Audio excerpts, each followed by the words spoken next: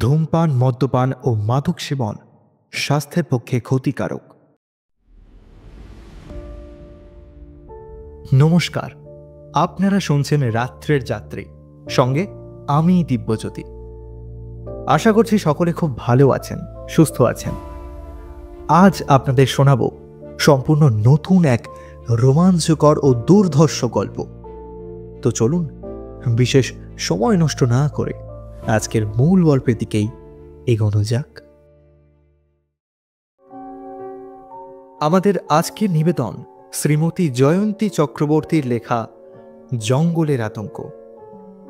আমরা আজকের গল্পটি নিয়েছি ছায়া পাবলিকেশন থেকে প্রকাশিত লৌকিক অলৌকিক নামক বইটি থেকে। গল্প ও বইটি প্রথম প্রকাশিত হয় 2023 সালের বই মেলায়। মূল চরিত্রে দেবাঙ্গ, অনুপ, রাকেশ, জনৈক ড্রাইভার ও আদিবাসী মেয়েটি। শুরু হচ্ছে আমাদের আজকের নিবেদন শ্রীমতী জয়ন্তী চক্রবর্তীর লেখা জঙ্গলের আতঙ্ক।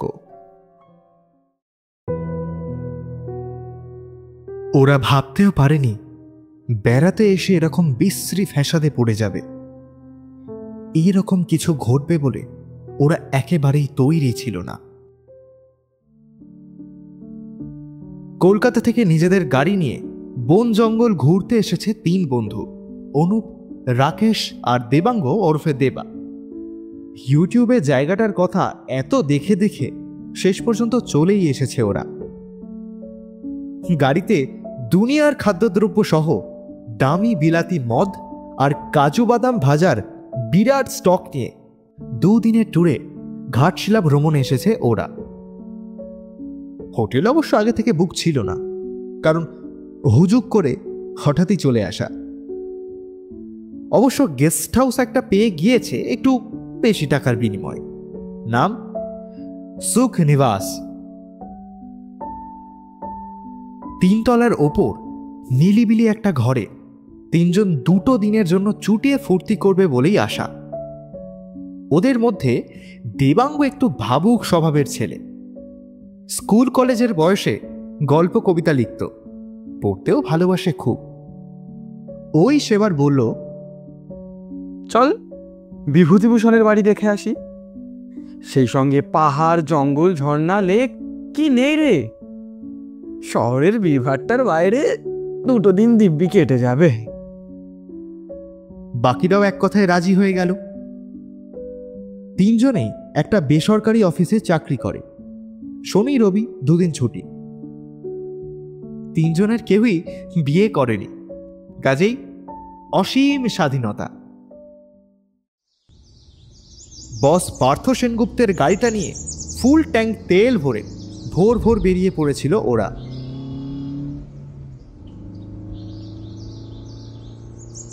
শনিবার সকাল 12:30 নাগাদ গেস্ট হাউসে পৌঁছে স্নান টান সেরে নিল। তারপর জিনিসপত্র রেখে গাড়ি নিয়ে বেরিয়ে পড়ল ভালো খাবার হোটেলের সন্ধানে। অনেক ঘোরাঘুরি করে শেষে স্টেশনের কাছে একটা মোটামুটি স্ট্যান্ডার্ড হোটেল পেয়ে লাঞ্চ করতে বসে গেল ওরা। এখানে কলকাতার মতো হোটেল রেস্টুরেন্ট পাওয়া যাবে না, তবু ভাত, মাংস, কোল্ড ড্রিঙ্কস ইত্যাদি দিয়ে খাওয়া সারতে সারতে বেশ বেলাই হয়ে গেল ওদের। ট্যুরিস্টদের ঘুরিয়ে দেখানোর জন্য স্টেশনের কাছেই লাইন দিয়ে দাঁড়িয়ে আছে ট্রেকারগুলো। ওদের মধ্যে থেকে রাকেশ গাড়ি থেকে নেমে একজনকে ডাকলো, ভাই শোনো শোনো, এখানে দেখবার জায়গা কি কি আছে? বিভূতিভূষণের বাড়ি, বুরুডি লেক, ফুলডুংরি পাহাড়, ধারাগিরি ফলস আর রঙ্কিনী দেবের মন্দির। ধর, ওসব মন্দির ফন্দির দেখতে আসিনি। আর কি কি দেখার জায়গা আছে সেটা বলো। ছেলেটাকে কথা শেষ করতেই দিল না রাকেশ। ছেলেটাও বেশ বিরক্ত হয়ে বলল, সঙ্গে তো গাড়ি আছে, ঘুরে ঘুরে দেখেই নিন না কোথায় কি আছে। আমি কেন বলবো, আমার গাড়িতে তো আর যাবেন না। দেবাঙ্গ বলল, আর রাগ করছো কেন ভাই? আর নতুন জায়গা, কিছু জানি না বলেই তো জানতে চাইছি। ছাড়ো ছাড়ো ছাড়ো, বলো তো দেখি এখানে আর কি আছে দেখার। আরে দেখুন, এখানে দেখার কিছুই নেই। যদি মনে করেন আছে তো অনেক কিছুই আছে, আর যদি মনে করেন ও সব কিছু না তো কিছুই না। যান যান, আপনারা আসুন। এই কথা বলে ছেলেটি পিছন ফিরে হাঁটতে হাঁটতে অন্য একদিকে চলে গেল।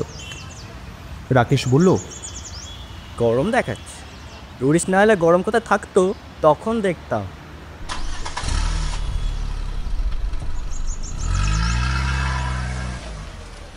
গাড়ি স্টার্ট দিতেই বেরিয়ে গেল ওরা। অনুপ গুগল খুলে দিক নির্দেশ দিয়ে খুঁজে খুঁজে সাবধানে গাড়ি চালাতে লাগলো। কথায় কথায় বেলা গড়িয়ে গিয়েছে। রাকেশ বলল, মেজাজটা একদম তেতো করে দিল মাইরি। চল একটু গলায় ঢেলে নি, ও মুড ঠিক হয়ে যাবে। না না, অজানা রাস্তায় ড্রিঙ্ক করে গাড়ি চালানোটা ঠিক নয়। অনুপ বলল, আরে ইয়ার মুড চাই তো, বেড়াবার মুড না থাকলে বেরিয়ে কি হবে? রাস্তার ধারে একটা ফাঁকা জায়গায় গাড়ি রেখে তিনজনেই দামি স্কচের বোতল খুলল।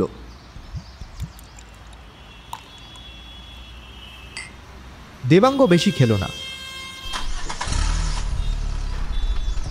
সে গুগল সার্চ দিয়ে গাড়িটা স্টার্ট দিয়ে এগিয়ে নিয়ে চলল। এই দেবা, কোথায় যাচ্ছিস? বুড়ুডি লেক, একটু দূরে হবে এখান থেকে, তবে দারুণ স্পট। চল না, গিয়েই দেখবি। গাড়ি থার্ড গিয়ারে তুলে আধ ঘন্টার মধ্যেই ওরা পৌঁছে গেল বুরুডি লেকে। মার্ভেলাস, অপূর্ব, অসম।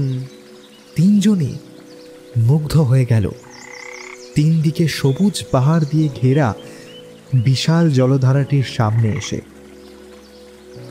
চকচকে স্বচ্ছ জলে ছায়া পড়েছে পাহাড়ে।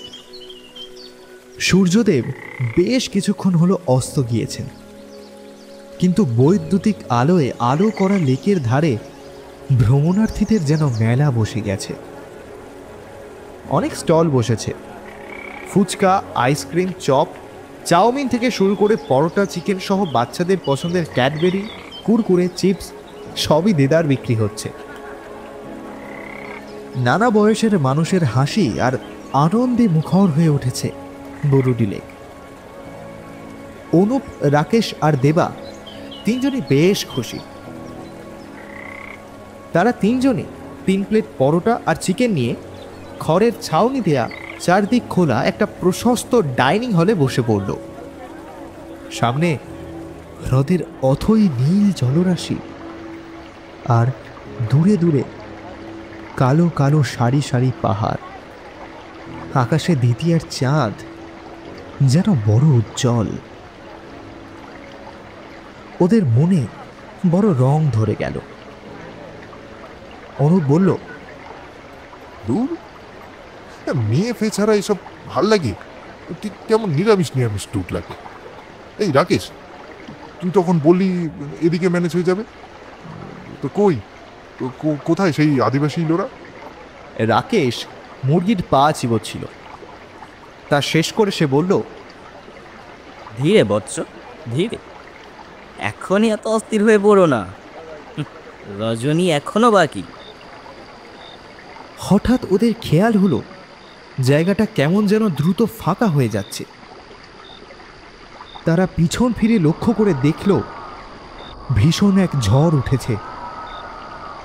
সেই দোকানের মালিক এসে তাড়া দিয়ে বলল, দিন দিন বাবু, উঠুন, আমি প্যাক করে দিচ্ছি, আপনারা গাড়িতে বসে খেয়ে নিন, দেখছেন না ঝড় উঠেছে। মুহূর্ত মধ্যে সারা আকাশ কালো করে এলো কালবৈশাখীর ঘন মেঘ। প্রচণ্ড বেগে ঝড় উঠল। লাল ধুলোর মেঘ পাকিয়ে পাকিয়ে উঠতে লাগলো ওপরে। গাড়িগুলো সব যে যেদিকে পারল স্পিডে বেরিয়ে গেল। দোকানিরা সব দোকান বন্ধ করে পালালো।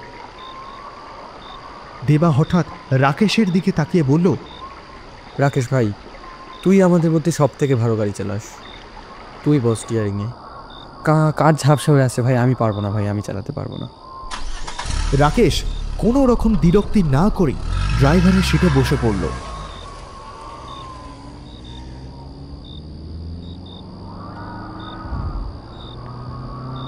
হু হু করে চলছে গাড়ি। সামনে গাঢ় অন্ধকার। ওরা বুঝতেও পারছে না যে কোন দিকে তারা যাচ্ছে। হঠাৎ ওরা লক্ষ্য করল ওদের গাড়ি ক্রমশ ঘন জঙ্গলের মধ্যে এসে পড়েছে। সামনে পিছনে কাছে দূরে কোথাও কোনো জনবসতি নেই। দেবাঙ্গ বলল, গাড়ি ঘোড়া রাকেশ, আমরা ভুল পথে চলে এসেছি। রাকেশ বলল, কোথা দিয়ে গাড়ি ঘোরাবো? একে সরু রাস্তা, তারপর পাশে খাদ, দেখছে ভালো করে। অনুপ আর দেবাঙ্গ প্রাণপণে সেই অন্ধকারের মধ্যে দুই চক্ষু প্রসারিত করে দেখল, সত্যি সামনে ঘন জঙ্গল আর পাশে গভীর খাদ। এই অবস্থায় কিছুতেই গাড়ি ঘোরানো সম্ভব নয়। যা ঘন বন, তাতে বাঘ না থাক, চিতা টিতা থাকা তো অসম্ভব নয়। বন্ধুদের কথা শুনেও কোনো উত্তর দিল না রাকেশ। কিছু অবশ্য বলার ছিল না তার। আরো মিনিট দুয়েক চলবার পর গাড়ির ইঞ্জিন একেবারে থেমে গেল। এই মুহূর্তে আর একটু এগোনো সম্ভব নয়। বাইরে ঝড়ের অরণ্য পাগলের মতো লক্ষ লক্ষ হাত আন্দোলিত করে আস্ফালন করে চলেছে। সেই সঙ্গে শোঁ শোঁ শব্দে ঝড়ের একটা গর্জন, যেন ভয়ঙ্কর হিংস্র কোনো জানোয়ার ক্রোধে অন্ধ হয়ে একটানা গর্জন করে চলেছে। দেবাঙ্গ বলল, ঝড় না থামা পর্যন্ত এখানেই বসে থাকি। তুই কি পাগল হয়েছিস? অনুপ রাগে আর নিষ্ফল ক্ষোভে চিৎকার করে উঠল, দেখছিস না গাছগুলো যেভাবে লাফাচ্ছে, এক্ষুনি গাড়ির উপর ভেঙে পড়লো বলে। ওইসব বিশাল বিশাল গাছের ডালও যদি একটা পড়ে তো গাড়ির ডিমের খোলার মতো মুড়মুড় করে ভেঙে যাবে, আর আমরা তার তলায় চিড়ে চিপটে হয়ে যাব, বুঝলি? এই অজানা আদিম বনভূমির মধ্যে পা রাখতে কেউই সাহস পেল না। তার উপর ঘন অন্ধকার। তাই উপায়ন্তর না দেখে গাড়ির মধ্যেই বসে রইল তারা, প্রতি মুহূর্তে বিভৎস কোনো পরিণতি প্রতীক্ষায়। হঠাৎ কাছেই একটা আলোর বিন্দু দেখতে পেয়ে আনন্দে চিৎকার করে উঠল দেবা। ইউরেকা, ওই দেখ, ওই ওই মনে হচ্ছে একটা বাড়ি পেয়েছি। ওর দৃষ্টিকে অনুসরণ করে বাকি সবাই দেখতে পেল কাছেই একটা আদিবাসী কুটির। তারই এক চিলতে জানলার বাঁশের গড়াত গলে বেরিয়ে আসছে একটি আলোর ক্ষীণ রশ্মি। তিল মাত্র বিলম্ব না করে ওরা তিনজনেই হুড়মুড় করে বেরিয়ে এলো গাড়ি থেকে। মোবাইলের আলোয় পথ দেখে দেখে সাবধানে কয়েক মিনিট চলবার পর বাড়িটার সামনে এসে দাঁড়ালো তারা।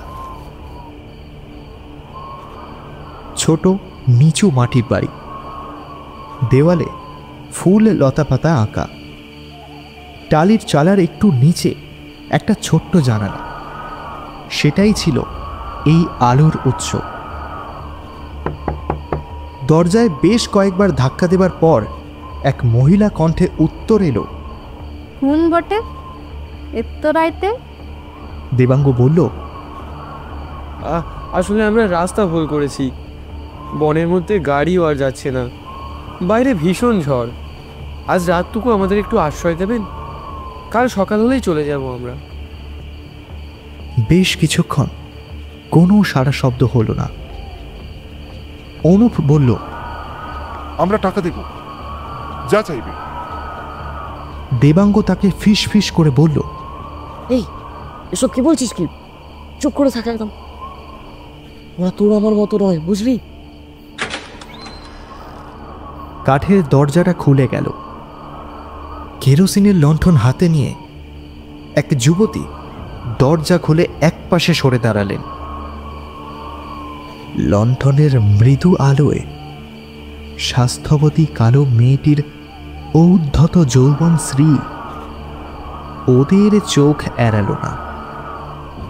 এই গহন বনের মধ্যে মেয়েটির দুর্লভ সৌন্দর্য যতই চমকিত করুক, ওরা নিজেদের সংযত রেখে চোখ ফিরিয়ে নিল।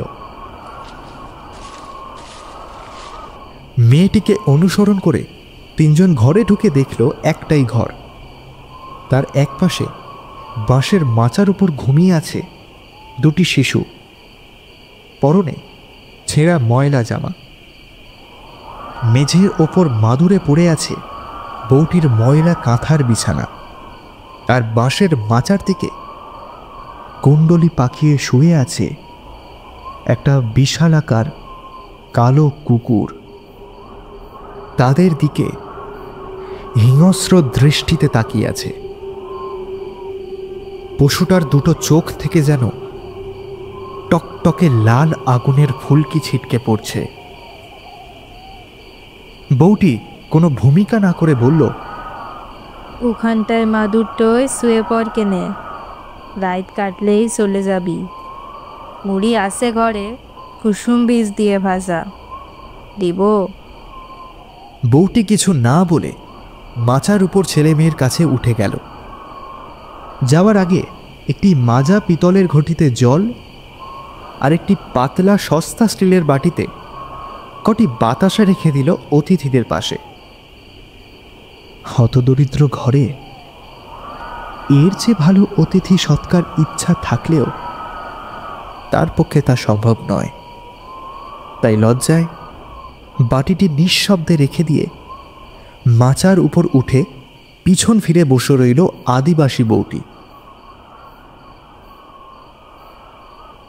বাইরে তখন ঝড়ের তেজ সামান্য কমে এসেছে। বসে বসে নিজেদের মধ্যে গল্প করতে করতে কখন ঘুমিয়ে পড়েছিল তিনজনেই। হঠাৎ একটা হাড় কাঁপানো ভীষণ গর্জন আর আর্ত কণ্ঠের চিৎকারে অনুপ আর দেবাঙ্গ উঠে বসে দেখল রাকেশ যুবতী বউটির মুখ বেঁধে তাকে হিড় হিড় করে টানতে টানতে ঘরের বাইরে নিয়ে চলেছে, আর কুকুরটা বাঘের মতো ঝাঁপিয়ে পড়েছে রাকেশের ওপর। তার ভীষণ ধারালো নখ দিয়ে ছিঁড়ে ছিঁড়ে ফালা ফালা করে চলেছে রাকেশের সর্বাঙ্গ। রাকেশ প্রাণপণে চিৎকার করছে, অনুপ, দেবাঙ্গ, ভাই বাঁচা, ভাই বাঁচা। দেবাঙ্গ আর অনুপ চারিদিকে তাকিয়ে খুঁজতে লাগলো ধারালো কোনো অস্ত্র পাওয়া যায় কিনা। হঠাৎ অনুপ দেখতে পেল ঘরের চালের বাঁশের পাতায় এক কোণে একটা ধারালো কাটারি গোঁজা আছে। কাল বিলম্ব না করে ওরা সেই কাটারি তুলে কুকুরটার গলায় আঘাতের পর আঘাত করে যেতে লাগলো। মর্মান্তিক একটা বিভৎস চিৎকার করে কুকুরটা লুটিয়ে পড়ল মাটিতে। মৃত্যু যন্ত্রণায় ছটফট করতে করতে এক সময় সেটা স্থির হয়ে গেল। নেকড়ের মতো বিশাল দেহটা পড়ে রইল উঠোনের কোণে। রাকেশের সমস্ত শরীর তখন রক্তে ভেসে যাচ্ছে। এক্ষুনি চিকিৎসা না হলে খারাপ কিছু ঘটে যেতে পারে। যেভাবেই হোক গাড়িটা চালু করে ফিরতেই হবে শহরে। ওরা দুজন ধরাধরি করে রাকেশকে এনে গাড়িতে শুইয়ে দিল, তারপর নিজেরা উঠে বসল। দক্ষ হাতে স্টিয়ারিং ধরল অনুপ। তারপর ব্যাক গিয়ারে চালিয়ে একটু একটু করে পিছু হটে হটে কোনো রকমে জঙ্গলের বাইরে এসে পৌঁছলো ওরা। এইবার সামনে কংক্রিটের ঢালাই রাস্তা।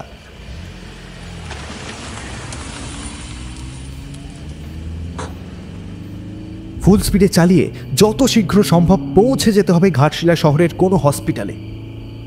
তখনও অঝোর ধারায় রক্ত বেরিয়ে আসছে রাকেশের ক্ষতস্থানগুলো থেকে। অনুপ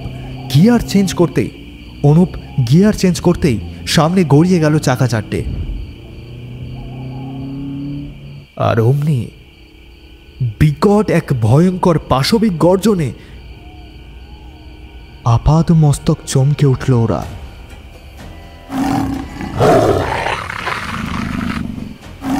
ওরা দেখল সেই কুকুরটা সামনের দুপা তুলে দিয়েছে গাড়ির কাঁচের উপর। তার চেহারাটা প্রায় 5 গুণ বেড়ে গিয়ে এখন একটা বিশাল নেকড়ের মতো হয়ে গেছে। হাঁ করা মুখের ভেতর দিয়ে বেরিয়ে আসছে আগুনের হলকা। বিভৎস করাতের মতো দাঁতগুলো দিয়ে সে ক্রমাগত ধাক্কা মেরে চলেছে গাড়ির কাঁচে। আতঙ্কে আতঙ্কে চিৎকার করতেও ভুলে গেছে ওরা। নিরাপত্তার জন্য একটা পিস্তল রাখা ছিল টুল বক্সটার মধ্যে। উদ্ভ্রান্তের মতো সেটা নিয়ে একটা হাত বের করে কাঁপা হাতেই গুলি চালিয়ে দিল দেবাঙ্গ।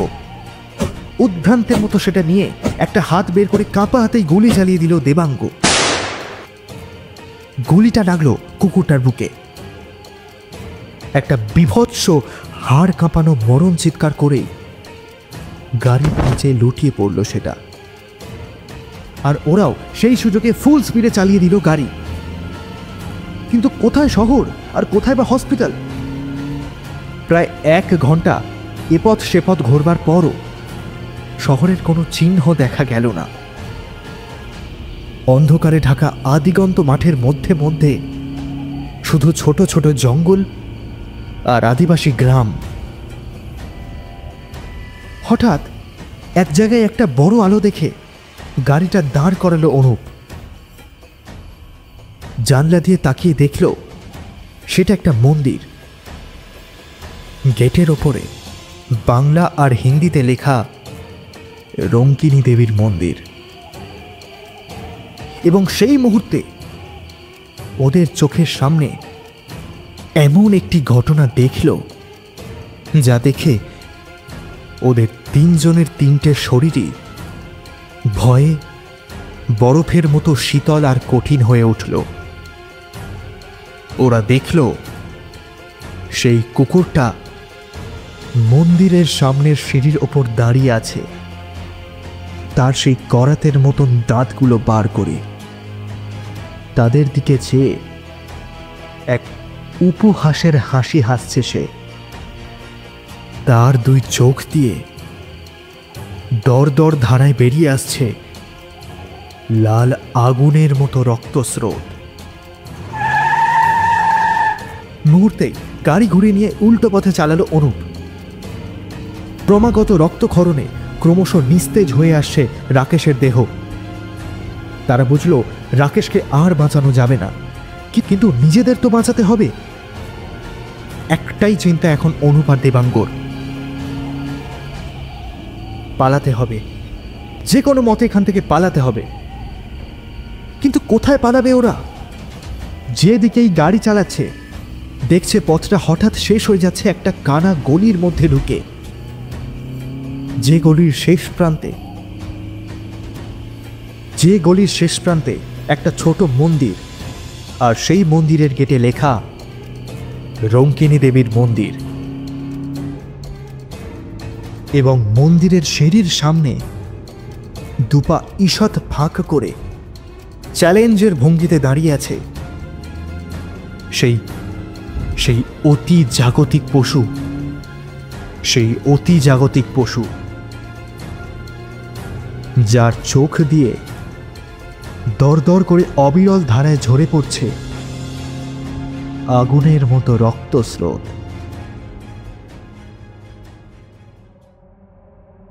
পরদিনের প্রভাতী সংবাদপত্রে একটা খবর পড়ে অনেকেই শিউরে উঠল।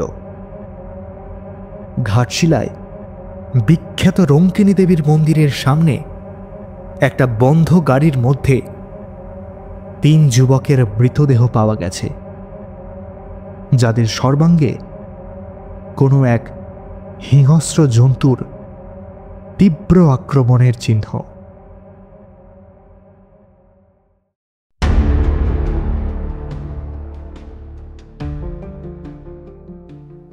শুনছিলেন আমাদের আজকের নিবেদন শ্রীমতী জয়ন্তী চক্রবর্তীর লেখা জঙ্গলের আতঙ্ক।